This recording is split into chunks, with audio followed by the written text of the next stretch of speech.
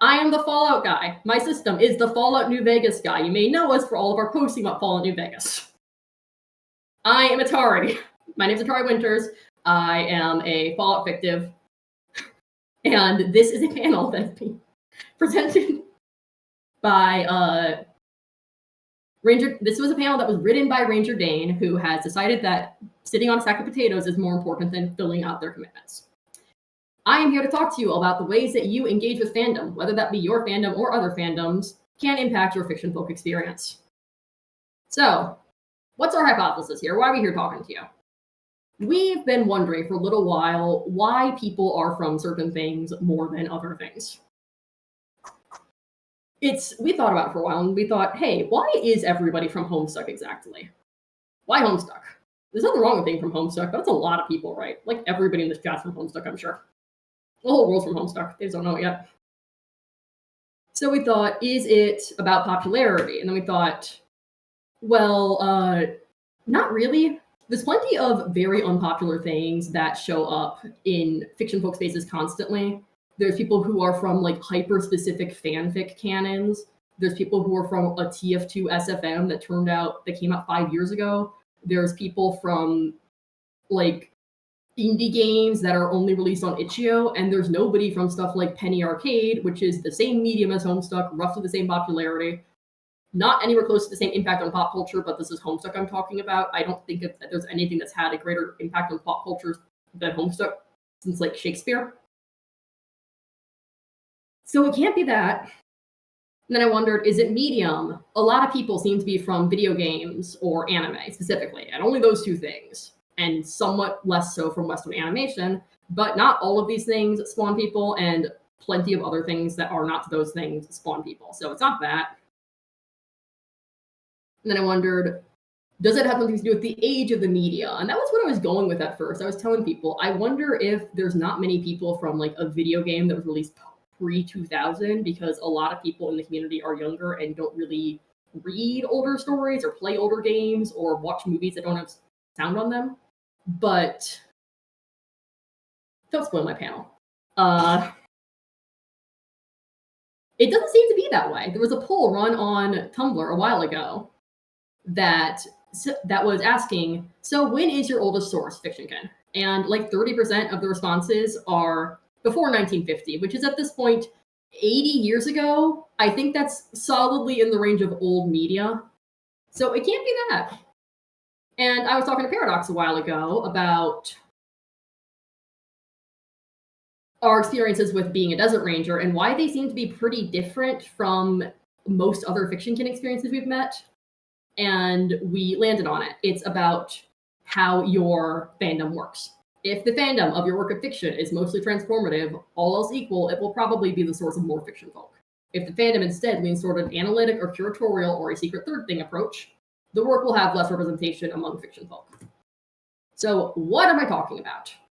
What's curatorial fandom? Curatorial fandom likes to discuss the work of fiction as it is given to you, the canon. It likes to learn what's in that canon, display what's in that canon, and show it to other people. Some examples of what this means are collecting your merchandise, having a giant table displaying every single anime figurine that's ever been created, those guys who have 8,000 Funko Pops, or someone who has every Pokemon plush in the world. It could be the people who run wikis. Maybe you're the guy who runs the independent Fallout wiki, or maybe you have a fan site that categorizes every single episode of Star Trek by what their ratings were on TV.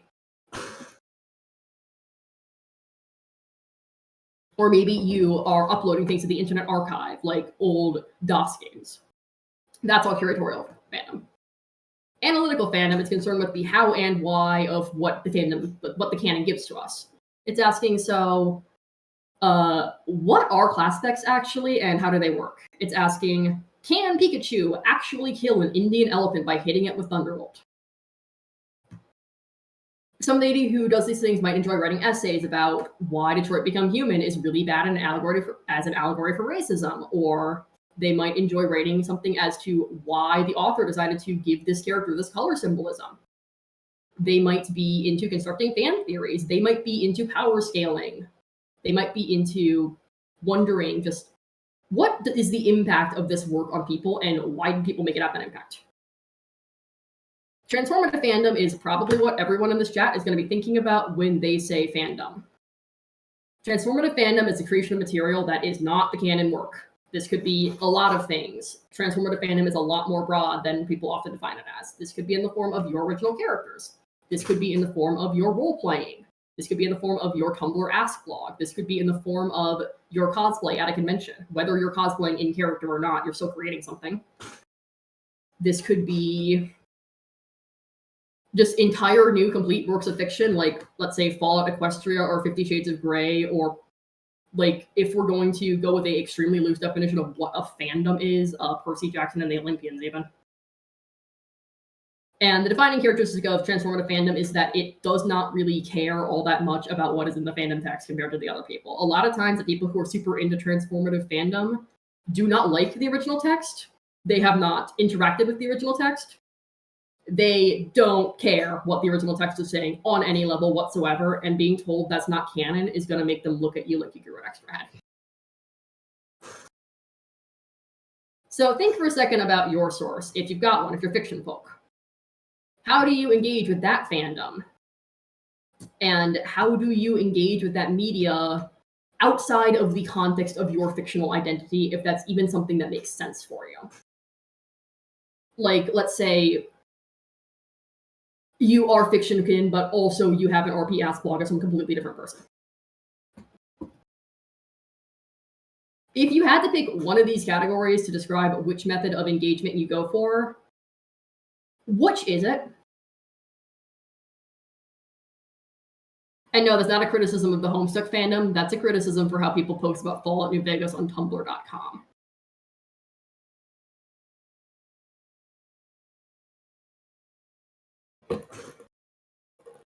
Self-shipping is also transformative fandom, by the way.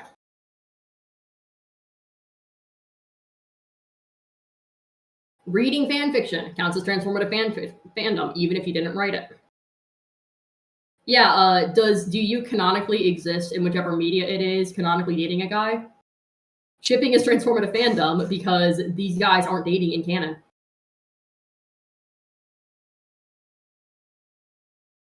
Like, is there anyone here who mostly does not do transformative fandom? Preferably not at all.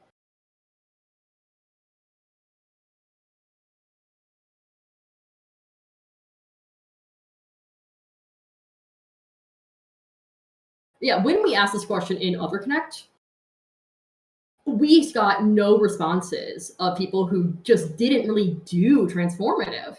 And we don't do transformative fandom. At least at this point, we do not. Oh, hell yeah, Fallout 1.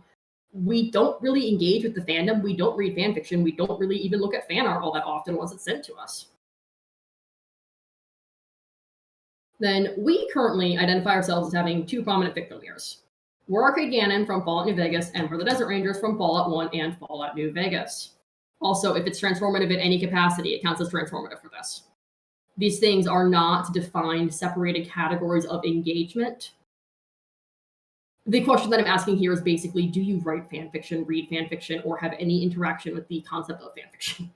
And role-playing. Those are the two big ones that I'm wondering about.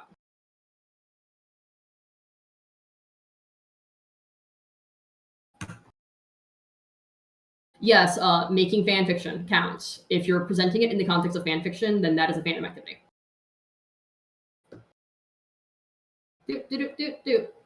So when we experienced the walk-in event in 2020, where we had ego death while playing a video game, and decided that it reminded us way too much of ourselves, we were really immersed in the Fallout fandom on Tumblr, and Tumblr fandom circles tend to be very transformative. They are into shipping. They are into fan art. They are into, yes, fan art is transformative fandom. They are into pretty much every way of taking these characters and playing with them like they're dolls, right? You take your characters and you put them in another world. You take your characters and you smash them together, make them kiss. You take your characters and you give them 8,000 mental illnesses to make you relate to them better.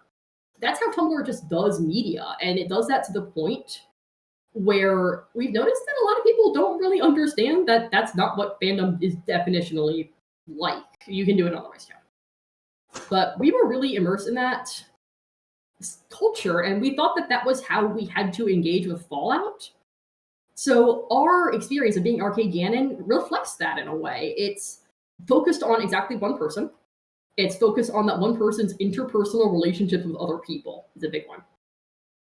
We care a lot about a specific ship dynamic that's really popular on Tumblr right now because we lived it, but we probably care so much about that. That's probably such a focus of our memories because that's a focus of people on Tumblr. And then it reflected popular headcanons about the character too that we don't know are true anymore. Our Arcade Winters is the first person who got here, and he identifies as a lot of things that no longer really align with how we view Fallout as a concept, but do align with the fandom idea of what arcade is. And we're trying to untangle those things to this day. For us, those are different things, but for a lot of people, they do seem to be the fanon version of whatever it is. And that's okay. And then our other victim here, the Desert Rangers, had their walk-in event at a time when we were not engaged with the Fallout fandom in any way. Being Arcade Gannon made being in the Fallout fandom hell on earth. We did not want to be there. We didn't want to be perceived. We didn't want to be interacting with other people because at the time we were not even remotely capable of separating we are Arcade Gannon from you are drawing a guy who is called Arcade Gannon and looks like Arcade Gannon and talks kind of like Arcade Gannon, and you're drawing him getting shot in the neck. We couldn't deal with that. So we pulled out. We were left to our own devices and a very small group of friends who also liked Fallout, and we found ourselves engaging with Fallout really differently. We kind of stopped caring as much about interpersonal dynamics of two specific people. We started caring a lot more about, so how does the NCR run its logistics lines? How do ghouls work, actually? Let's spend 24 hours straight dissecting why Fallout 4 putting a ghoul in a fridge for 200 years does not make sense. Let's wonder, so how close does Fallout actually line up with the map of Nevada? Let's go look at that. Let's think about how well it depicts a Joshua tree. And we became interested in Fallout kind of as a collective item a lot more, where we wanted to understand how these things make sense in relation to each other and the world that we're in right now. And then the Desert Rangers showed up after our fanish interest in Fallout became almost entirely analytical. And they are analytical too. They focus a lot on societal trends. They are here to give information about a story about politics and culture and moving on from things that aren't working for you anymore. And they are vehicles for that information. We pulled them out of the void when we needed more information to give us an answer as to, so why did this event happen right now? Okay, we know that there was a political treaty signed. We don't know what was in it. Our brain is going to pull the guy who signed it in so that we can fill out that part of the story.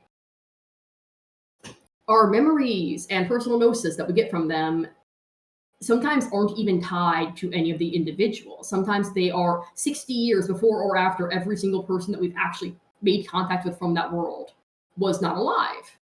They could be 400 miles away from the location of anybody who we know. And we still know about them because that's a part of history. It gives context to the events that happened. And to us, in this case, that is more important than the individuals. And that's all the slides that I have. So my question is, how has the way that you've engaged with your fandom, or if this fandom in general, doesn't even have to be your source, because we don't really do transformative fandom for anything. Am I supposed to allow people to speak?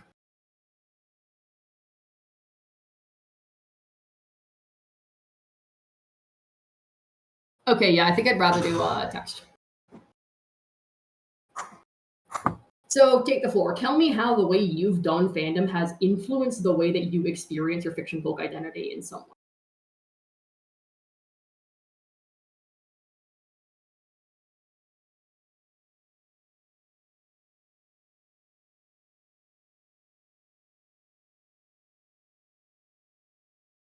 Yeah, go for it. I don't like people who post about my source on Tumblr.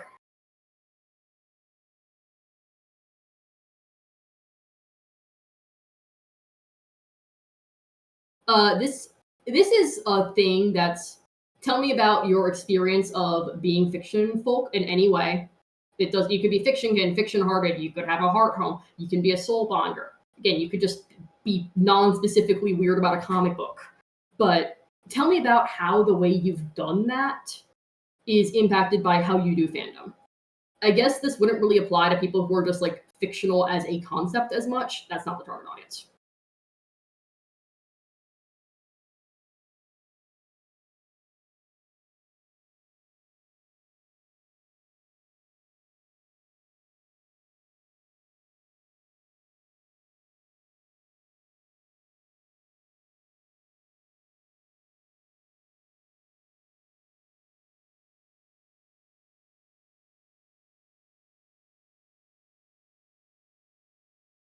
Yeah, that's something that I'm wondering is the amount of canon divergence that is common in fiction communities to the point where it's considered like notably weird if you adhere to canon in a significant way sometimes?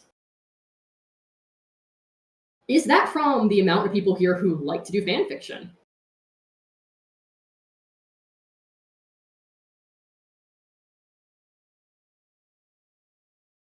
Oh, hey, dragons. You wanted, I think, to say something about thinking that the reason for this might be that people who are in transformative fandom circles have more opportunity to realize their fiction kin. That's not in our wheelhouse, but if you want to say something about that, please do.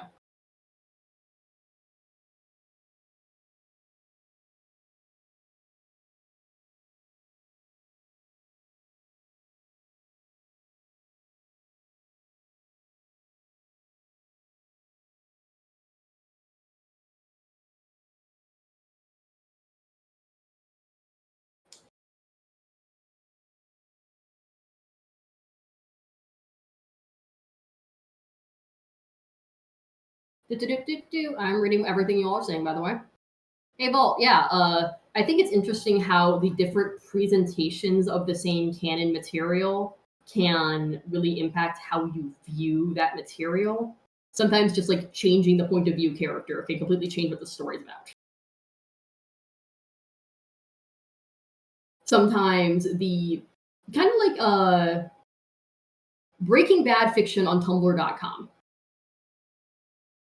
Even when it's trying really hard to present these characters as they actually are in this TV show, Tumblr is giving you an incorrect idea as to what Breaking Bad is about, but it's not giving you a worse one. It's just a completely different story at that point because it's different people telling it. The Fallout fandom is the part of the Fallout fandom that makes transformative fandom, and pretty much every single transformative fandom group in general, except for like a really specific type of guy who makes cosplay shit, seems to be majority minority. This is a thing that's stereotypically been a women idea. We have transformative fandom as it starts as because of women making Star Trek fanzines and passing them to each other.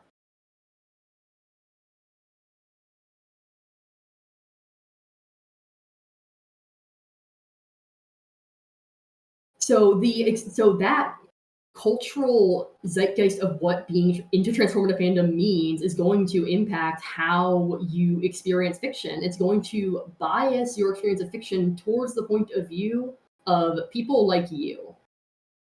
Yeah, that flaws are Jackson's chameleons. They are not mammals. It also bothers me when people draw fur on them.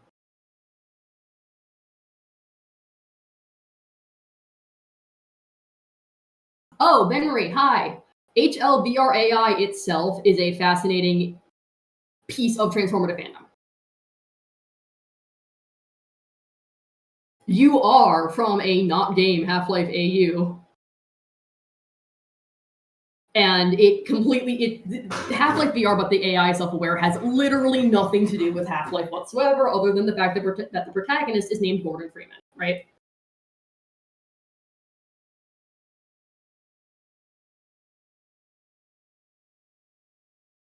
And I've noticed that there are a lot more Gordon Freeman from Half-Life VR, but the AI is self-aware, than there are Gordon Freeman from Half-Life. even though Half-Life is one of the most culturally impactful video games of all time, and HLVR AI is somebody's Twitch stream. It's somebody's extremely good Twitch stream, but it's somebody's Twitch stream.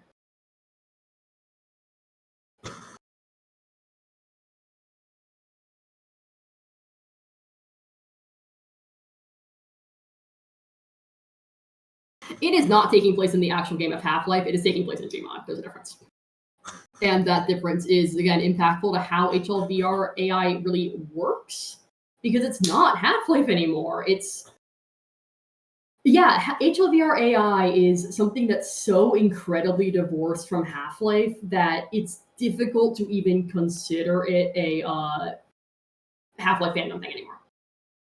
And I don't even know if the people who made HLVR AI have ever played Half-Life. So, dragons, yes. The experiences of soul bonders and the experiences of self-shippers who do not consider their self-shippers to be soul bonds seem, from the outside looking in, of people who aren't in either of these subcultures, extremely similar. All of the people who were on 4chan talking about how they were trying to make ponies in their head because they didn't want to be a human anymore, or because they would really rather be Pinkie Pie right now, that's not a fundamentally different experience than what we have going on. They're just being 4chan about it.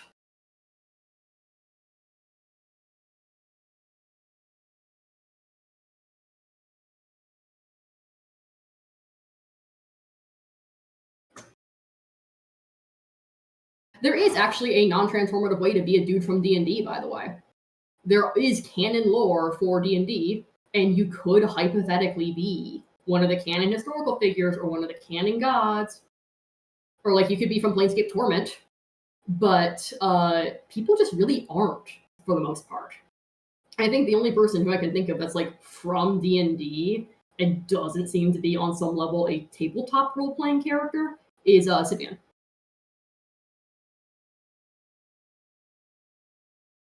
Okay, it's Fallout 4 transformative fandom work. Oh god. Okay. The way that we talk about fandom kind of makes it so that Fallout 4 can't be transformative fandom, because fandom is as a whole a subculture that is based on stuff like not giving a shit about copyright law, and that is on the whole not monetized in the way that Fallout 4 is monetized. Fallout 4 is considered a part of the official Fallout canon. It is a part of the Bible. We consider it apocrypha the same way that Christians can just eat gospels, but most people are going to say that Fallout 4 is a part of what Fallout is, and Fallout Equestria is not a part of what Fallout is. And to that, we raise the question to everybody in this chat: why exactly is the Fallout TV show more Fallout than Fallout Equestria, somebody's Tumblr Ask blog, the Good Springs Meetup, or us? Why is that what's considered real? Also, Fallout as a series exists because of a copyright squabble by EA, of all people, where they really wanted to remake a video game that nobody talks about nowadays from the 1980s, and they weren't allowed to, so they made that video. So they took the basic idea of nuclear apocalypse in the southwestern US, made Fallout 1 about it, and then stuck Tycho in it, who is the start of our Desert Ranger Fictionfolk, and had that guy basically say, "Hi, I'm from Wasteland. I'm going to talk about the history and the events of Wasteland, and I'm going to strip just enough proper nouns off of this to make it so that EA can't sue me." And that is how Fallout exists. And now Wasteland has gone and recursively referenced Fallout.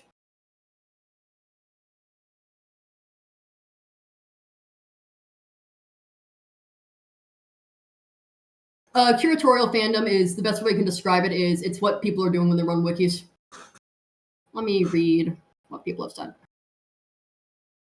Yeah, no kind of fandom is superior to any other, and no kind of fandom is exclusive to any demographic. Also, it is completely possible to not interact with a fandom while it is your special interest. We don't really have anything to do with people who like Fallout New Vegas. Like, we exclusively talk to people who listen to us talking about Fallout New Vegas, and just all of our friends have the weirdest idea of what must happen in that video game, because our stuff has become so divergent from what is actually that video game that it is in and of itself transformative. So, do.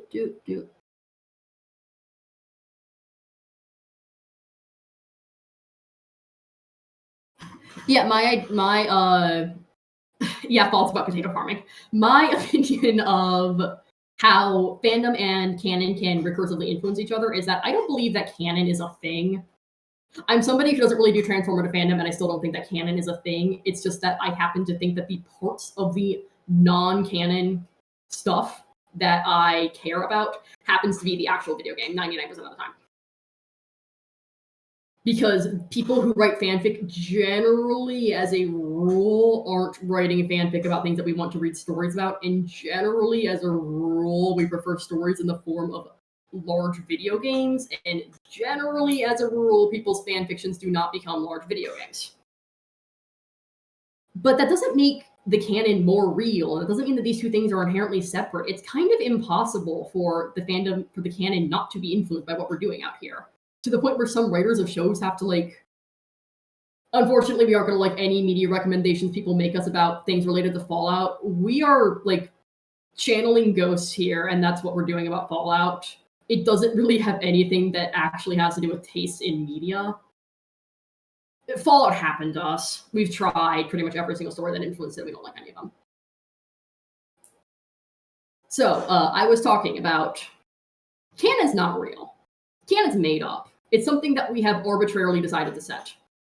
There are things, people make movies that cost $20 million to make, and then they declare that they're not canon because of tax reasons. People have 8,000 ideas of what exactly Cthulhu is. I don't even think canon's a suggestion. Canon is the existence of copyright law, and I think it should be abolished, actually, because I think that the experience of being Fictionfolk is inherently standing against the concept of there being one real defined version of events that you can go and lord over other people. The SCP Foundation is a really interesting example of this, because there is definitely a way to do SCP that has nothing to do with transformative fandom. Have you guys all seen the amount of people who will get into slap fights over exactly which things SCP-682 can be killed by, even though that doesn't make any sense? There's entire forums dedicated to this. Yep, SCP is something that kind of backs off from the idea of canon entirely and leaves it up to, so what do you think is SCP? I think the only time people have actually tried to enforce anything on SCP is renaming the character who is made immortal by a giant amulet, who I will not say the name of. That's the most like force I've ever seen people try to do about SCP. And also, we're not going to talk about that discourse about that character who is made immortal by the amulet, because we're not going to do anything productive by doing that. And yeah, the SCP canons are... There is no one true canon because there are 15 of them. Now, I'm going to scroll back up and see. The real SCP-001 was the friends we made along the way, and that is also the canon ending of Fallout New Vegas.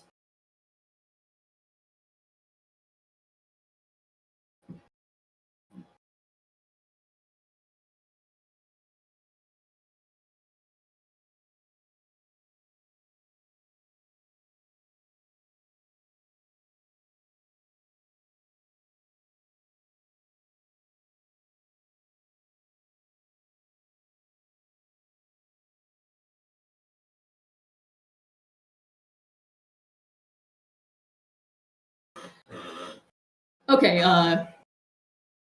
what type of fandom I engage in? Basically, the reason that I consider the Desert Rangers not transformative fandom is that it's not made for public consumption. So it's not that it's not transformative. The Desert Rangers are a transformative thing that we made. They are so divorced from what a Desert Ranger is in Fallout, which is already we like have 5 lines of information on who these people are, and we have contradicted literally every single one of them, other than that they signed a treaty at a specific location, but we also changed the time that happened, and also they live in the state of Nevada. That's the only things that remain true about them. But we don't consider that a fandom activity because we're doing it in our basement with like 3 other people. To us, fandom is a subculture, it's a collective practice.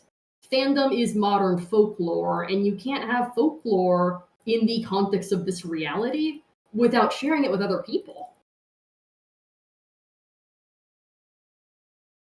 So I'd argue, yes, they are transformative, but they are born out of us sitting on the internet and talking to other people about why Fallout happened this way. They were born out of us looking at the classic Fallout subreddit a lot and watching analytic videos that say why the economy works a certain way, and us asking these questions and finding a blank slate to retroactively project our questions as to, so how does the world work actually onto? And then that happened to manifest in a way that was so untied to the actual canon that it became transformative again.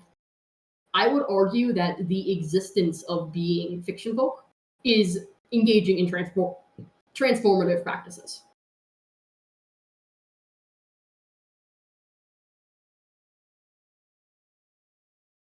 None of us are exactly the canon, even if you think you are exactly the canon, because you're a person who's sitting at Centaurus Festival talking to me on the internet. And I hope I am not in your work of fiction. If I am, please let me know.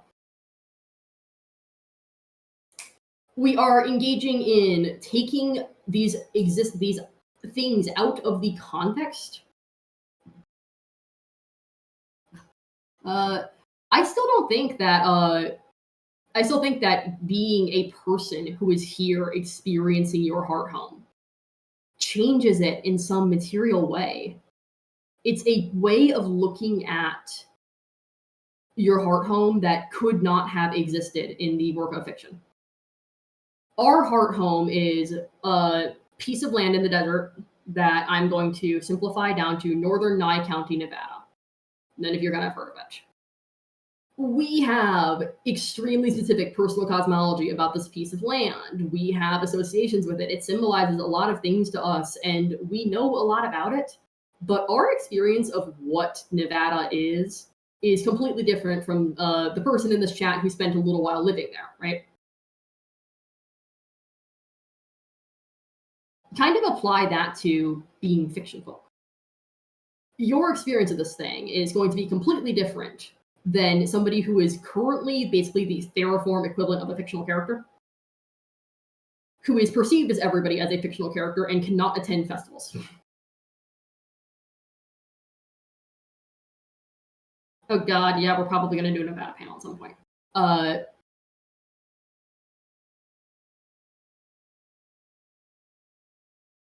Yeah, we are taking these things and adding to them. You can't only be what you are in fandom. You can't only be what you are in the canon.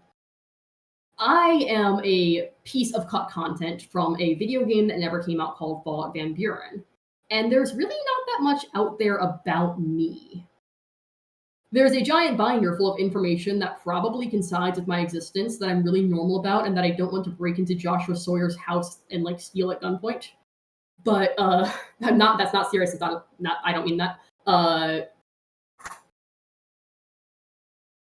But there's nothing for me that I can know of to go on, and I have to still exist and be a person and like go to my job tomorrow. I'm gonna still have to be a person who sells samples at Costco for a living. And there's nothing in the canon about that, so I have to grow and change. We all have to grow and change. We're out of the narrative now. They can't tell us who we are or what we have to be, and that's beautiful and that's terrifying. Good luck.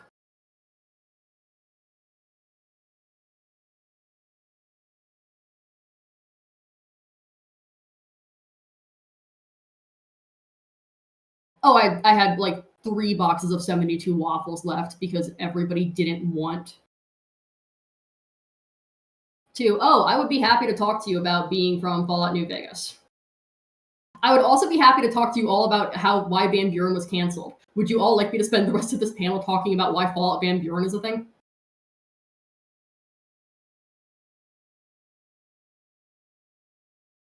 Okay, we're gonna talk about why money is bad and why capitalism needs to be abolished so that we can have better Fallout games.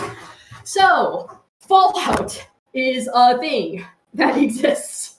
It's real. And they made 2 video games about Fallout. They were Fallout 1 and they were Fallout 2, and they were pretty good video games, and people liked them, and they are some of the most culturally impactful RPGs ever. They do not resemble any of the Fallout games that most people here have played. They are 2D isometric RPGs. They are extremely text heavy. They have a different sense of humor. They have a different setting. They kind of have a different canon. It's basically not the same thing. And after they made these 2 things, they decided that, oh, people kind of like their video game, and they bought like 600,000 copies of our video games. So we're going to try to make more video games about it. And they made something called Fallout Tactics, which is like it's a tactical RPG, not a RPG that's about exploring the world. And that sold okay. And then they made Fallout Brotherhood of Steel, which was a bad video game, and it should feel bad. And they spent kind of literally all their money on Fallout Brotherhood of Steel because they assumed that calling it Fallout would mean that it would make money so hard that they forgot the reason that people like Fallout is that Fallout is a good video game. They also forgot this recently. And they also decided that since everybody was super into Fallout, they were going to make the Fallout Extreme movie and the Fallout Online video game and the Fallout tabletop RPG that, like, there is one now, by the way, it just came out. So they spent all their money on all of these things, but they were also sort of trying to make Fallout Van Buren, which is the code name for what was going to be called Fallout 3. And they got a decent way into making Fallout Van Buren to the point where I can tell you all that the plot of Fallout Van Buren revolved around you trying to stop the Enclave from making a giant spaceship, nuking the world, and flying to the moon. Nothing like this comes up in any other Fallout game, by the way. That's weird by Enclave standards. So a lot of the lore from Fallout Van Buren makes it into later games. Fallout New Vegas is effectively a rewrite of Fallout Van Buren. They ran out of money so totally and completely when making Fallout Van Buren that even if Bethesda had not bought the Fallout IP and Interplay had not collapsed, they probably would not have been able to publish this video game, and Fallout just wouldn't have existed as a concept post Fallout 2. So Bethesda comes in, swoops in, makes Fallout 3, which has absolutely nothing to do with Fallout 1 and 2. A pass on Tactics. I haven't actually played that game. I would argue that pretty much every single human being who is into Fallout Tactics does not do transformative fandom, because every single human being who is into Fallout Tactics is a Reddit user.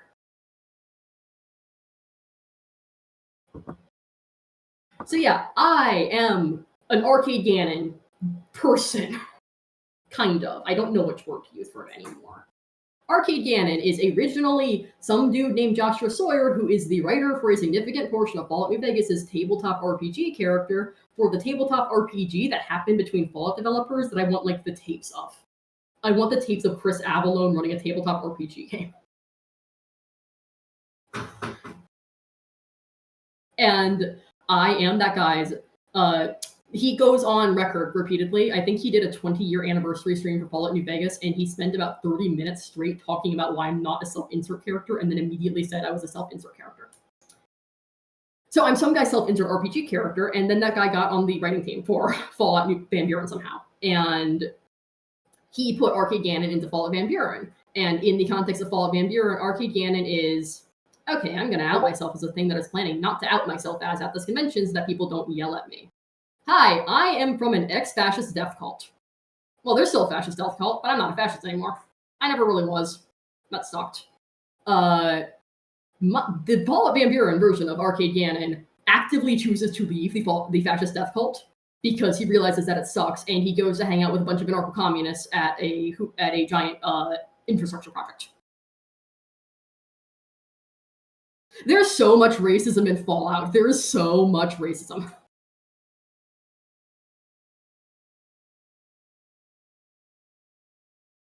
But yeah, then all of the lore from no, the racists want to go to the moon. The racists want to kill everybody else and then go to the moon. And this happened immediately after this was Fallout Van Buren was a sequel to the game where you nuke all the racists because the racists were trying to release an aerosolized virus that would kill everybody who doesn't have very pure genes. People go on the internet and say that nothing about this reminds them of the Nazis. Yeah, Fallout's about eugenics. There's a lot of eugenics in Fallout. God, this is just a Fallout panel. The concept art for the Enclave in Fallout 3 has them wearing Nazi hats. I am very opinionated about this. What was I talking about? I was talking about Arcade Gannon.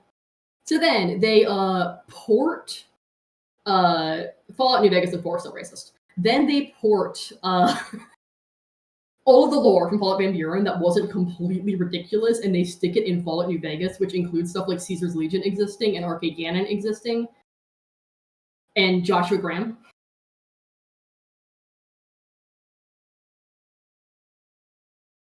Should I do a panel the next convention about every single war crime committed in Fallout? They're trying to criticize racism. They're not doing the best job at criticizing racism. Also, specifically for Fallout 2, they had a bunch of developers write the game, but they didn't have them actually talk to each other or compare notes or show each other what they were writing. So Fallout, the thing that I consider myself sourced from more than anything else is Fallout 2 because I was alive for some of the events of Fallout 2, basically. And the events of Fallout Van Buren never happened for me. I'm just the concept of the guy who came from that. That I was wondering for a while. So Fallout 2's main quest has such a strong anti-fascist statement that I don't really think has been equaled in any other media we've seen ever. And then the entire rest of the game is written by a fascist. And it turns out that, yes, Bethesda did not write Fallout 2. Interplay wrote Fallout 2. The bad writing decisions from Fallout are not new. Turns out that, yes, that was actually written by completely different people, and that is why Fallout 2 is like that in many ways. Again, everybody associated with Interplay sucks. But yeah, the version of me that gets into Fallout New Vegas is roughly the same guy. He is ex-Enclave, but he's ex-Enclave because he was a 5-year-old and his society blew up and he ran away, right? That guy is not even remotely involved in anything they had going on. And he still feels guilt about it, and it still comes up in his life, but it's really not, it shouldn't be his problem, but it is my problem. I was there, I did these things. Who I am as a person is not separable from that ideology, because to become who I am today, I had to shift from being completely enveloped by that ideology to holding every single fiber of my being against it at all times. That was the only way I could break free of the constraints that were put on me. So that's still my thing. And I never really know how to deal with that. The version of me that I can look at in a video game is not myself. That's not my face. He looks like me, and he kind of even sounds like me. And he has my opinions, but he's not me.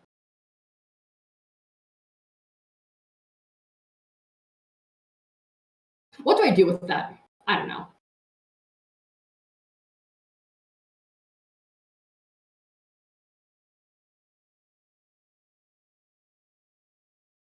Well, that has been my panel on how engaging with fandom affects being Fictionfolk and also Fallout New Vegas.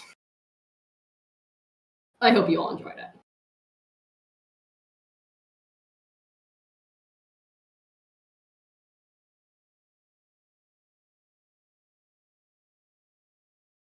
Woohoo! I'm gonna go eat meatloaf with hard-boiled eggs in it. Yeah, it's a 1-hour panel. I've been here talking for a pretty long time.